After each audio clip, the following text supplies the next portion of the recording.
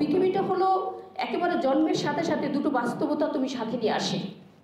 তা একটি হলো জয়, আরেকটি হলো পরাজয়। যদি তুমি পরাজয়কে মেনেই নাও তাহলে জয় তোমার জীবনে আর কোনোদিনই আসা সম্ভব না। অর্থাৎ gain it or lose it. যদি গেইন করতে না পারো, মাস্ট লুজ ইট। অর্থাৎ তুমি তোমার জীবনকে হারাবে, তুমি তোমার সমৃদ্ধতাকে হারাবে, তুমি তোমার যে জায়গাটি তোমার ছিল সেটি কিন্তু তোমার কাছে থাকবে না। তোমরা অনেকেই চিন্তা করেছো যে ইউনিভার্সিটিতে আসছি একটি ভালো চাকরির জন্য, বাংলাদেশের বিখ্যাত ব্যক্তি হওয়ার জন্য, ভালো কিছু করার জন্য, কিন্তু আমি সেটি মনে করি না কখনোই।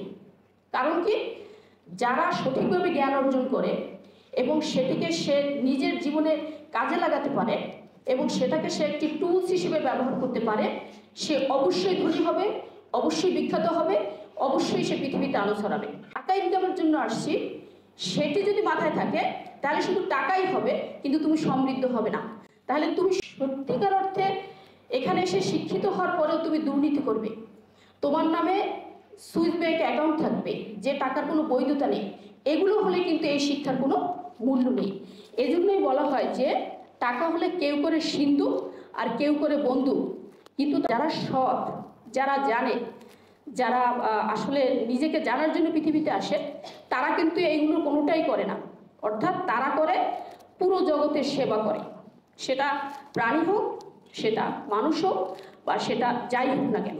এটি হলো একটি বিস্ময়কর জায়গা যেখানে টাকা তৈরির যন্ত্র নাই কিন্তু মন্ত্র আছে। অর্থাৎ গাজীপুরে আমাদের টাকশাল আছে, এখানে কিন্তু টাকশাল নাই, কিন্তু এখানে তোমাকে যে মন্ত্র দেওয়া হবে সেখান থেকে তুমি অনেক টাকা কিন্তু কি করতে পারবে, গেইন করতে পারবে। সো টাকা নিয়ে কোনো টেনশন এখানে যারা আসছো তাদের করার কোনো প্রয়োজন আছে বলে আমি মনে করি না।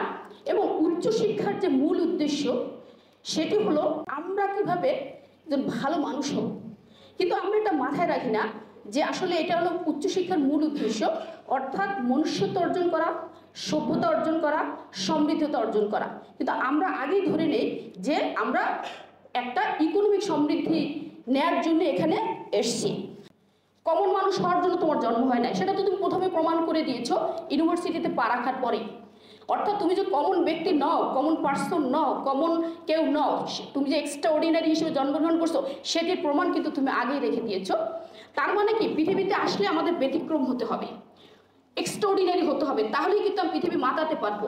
এখন এই ব্যতিক্রম কেন হতে হবে? কারণ ব্যতিক্রম যে ব্যক্তি সেই কিন্তু রেখাপাত করে। যেমন দেখা গেছে সে ইহকাল পরকাল দুটিকে জয় করে। যেমন যে ব্যক্তি তাহাজ্জুদ পড়ে সে কিন্তু ব্যতিক্রম ব্যক্তি, কারণ তাহাজ্জুদ সবার জন্য পড়া সম্ভব নয়, রাত 3:30 উঠে তাহাজ্জুদ পড়া খুব কঠিন একটা বিষয়। আবার যে ব্যক্তি ঘন্টার পর ঘন্টা লাইব্রেরিতে পড়ে সেও কিন্তু জীবনে অনেক বেশি জ্ঞান অর্জন করে এবং সে অনেক বেশি পৃথিবীকে এগিয়ে দেয়, সেও কিন্তু ব্যতিক্রমী ব্যক্তি। কারণ অধিকাংশ মানুষ হই হুল্লোড়, আনন্দ ফুর্তি এগুলো পছন্দ করে। ব্যতিক্রমী না হলে এই পৃথিবীতে তুমি রেখাপাত করতে পারবে না। সো তোমাকে আজকে থেকে এক্সট্রাঅর্ডিনারি হওয়ার একটা চিন্তা করতে হবে। আমাদের দার্শনিক প্লেটো, তোমরা এই পরেই পড়বে কিছুদিনের মধ্যেই, খুবই বিখ্যাত একজন দার্শনিক, সক্রেটিসের শিষ্য, তিনি বলেছিলেন যদি মানুষ তৈরি হওয়ার আগে ঘর তৈরি হয়ে যায়, প্রাসাদ তৈরি হয়ে যায়, সেখানে কিন্তু মানুষ বাস করে না, বাস করে সাপ, ব্যাঙ এবং সরীসৃপ।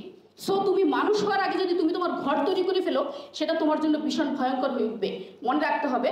সো তুমি তখনই ঘর তৈরি করবে যখন তুমি নিজে সমৃদ্ধ হবে, তুমি বুঝবে পৃথিবীকে কিভাবে চালাতে হবে, নিজেকে কিভাবে চালাতে হবে। বর্তমান সময়টি হলো age of fashion, age of technology. এটা তোমরা সবাই জানো যে মানুষ চাকচিক্য খুব পছন্দ করে, ভোগবাদ খুব পছন্দ করে, সাথে সাথে টেকনোলজির বিষয়টিও মাথায় রাখে। তাহলে দেখা গেল কি এই টেকনোলজিকে তুমি ঠিকমতো না চালাতে পারো সেটি কিন্তু তোমার জীবনের জন্য ভয়ঙ্কর হয়ে উঠবে। কিন্তু একটি জিনিস মনে রাখতে হবে, এই জন্য তোমার যা কিছুই করো ভালো কিছু করতে হবে। Do good, good will come to you, এটি তোমাকে মাথায় রাখতে হবে। এবং তুমি যদি চালাকি করো, মানে চালাকির মধ্য দিয়ে বড় হতে চাও, উদার হতে চাও, মহৎ হতে চাও, সেটি কিন্তু সম্ভব নয়। কারণ যে ব্যক্তি চালাকি করে এই কাজটি করে তার দ্রুত পতন হয়। কাজে তোমার একটি কথা মনে রাখতে হবে, জ্ঞানী এবং প্রজ্ঞাবানরাই সবচেয়ে বেশি জীবনে মহৎ এবং উদার হতে পারে। তোমার জীবনের জন্য যেটি অত্যন্ত দরকার সেটি কিন্তু তোমার জীবনের জন্য খারাপও হতে পারে। যেমন পানি দরকার নৌকার জন্য, কিন্তু পানি যদি নৌকায় বেশি উঠে যায় নৌকা ডুবে যায়। তাহলে তোমার জীবনে আনন্দ দরকার, কিন্তু আনন্দ যদি লিমিটলেস হয়ে যায় তাহলে কিন্তু তুমি জীবন থেকে হারিয়ে যাবে। কারণ অপবিত্র আনন্দ পবিত্র বেদনার চেয়েও দুঃখময়, এটা কিন্তু মাথায় রাখতে হবে। কাজে বড় সফলতা মানে কি? বড় সফলতা মানে রাতে প্রশান্তিতে ঘুমাতে যাওয়া, আর কোনো সফলতা পৃথিবীতে নেই। এজন্যই কুরআনে আল্লাহ বলেছেন সূরা শামসে যে ওই ব্যক্তি সফলতা অর্জন করলো যে তার আত্মাকে শুদ্ধ রাখতে পারলো, পরিশুদ্ধ রাখতে পারলো। আর ওই ব্যক্তি সে অসফল হলো যে তার আত্মাকে কলুষিত করলো। কাজে তুমি সব কিছু বাদ দিয়ে নিজেকে পরিশুদ্ধ রেখে এবং পরিশ্রমের মধ্য দিয়ে এগিয়ে যাবে, কোনো কিছুই কিন্তু তোমার জন্য ওয়েট করবে না। কাজে don't wait for opportunity, create it. এই জন্য লাউজি বলেছেন যে কোনো সফলতা শুরু হয় একটি পদক্ষেপের মধ্য দিয়ে। অর্থাৎ আমরা প্রথম যে পদক্ষেপটি দেই সেটি হলো বিস্ময়কর পদক্ষেপ। কাজে তোমাদের জন্য আমি যে কথাটি বলবো, তোমরা কোনোভাবে মন খারাপ না করে নিজের উপর আত্মবিশ্বাস রেখে শিক্ষকদের সাথে যোগাযোগ রেখে প্রতিটি মুহূর্ত চালাবে, দেখবে যে তোমাদের জীবন সফলতা একেবারে পরিপূর্ণ হয়ে যাবে। আজকে আর কথা বাড়াবো না, ইনশাল্লাহ ক্লাসে দেখা হবে। Thank you so much.